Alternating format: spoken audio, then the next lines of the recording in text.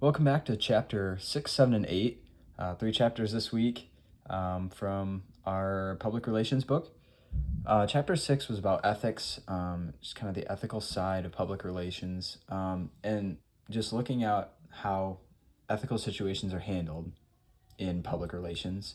And doing all this while maintaining credibility and honesty. It was kind of the main focal points of this chapter. It also got into a little bit of the ethical side with social media, which we'll discuss later. But just kind of looking into staying ethical because there's a lot of unethical behavior in any workplace, let alone a PR agency or a corporation in their public relations department, but just kind of looking at that and making sure that you're honest and you're credible. And those are the two things that PR is built on, and maintaining those things is a huge part of the ethical side of it. Chapter 7 looked at the law. And the main thing that the book was talking about was that PR professionals have to remember that they don't always see eye to eye with lawyers, attorneys, lawmakers, whatever. That there's going to be a disparity, there's going to be a difference between what they believe and what is the law, and sometimes you run into issues with that too.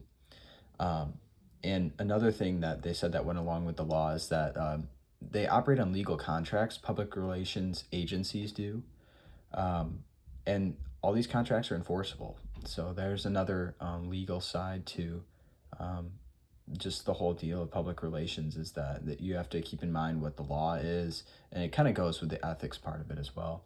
Chapter 8 was about research, and the book really put an emphasis on defining problems and evaluating solutions. And the job of public relations is to keep track of all these attitudes and opinions of different organizations. If you're part of the corporation, then your organization, but if it's an agency, kind of like everything that you take into consideration. So in an article that I was reading and that I found from the Public Relations Society of America, they were talking about social media and kind of how to do it ethically.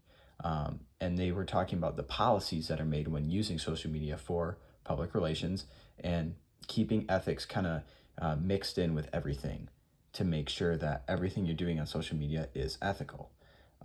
It creates and maintains trust from the audience. And one thing that I found interesting from this article is it talked about PR professionals needing to understand the unethical side just as much as they understand the ethical side. And I've never really thought about it that way, but it made sense. Is that you got to know what's wrong and you got to know what's right, and you got to know where the line is in the sand. But just making sure that they don't cross that. I thought it was a really good point. So that's chapter 6, 7, and 8.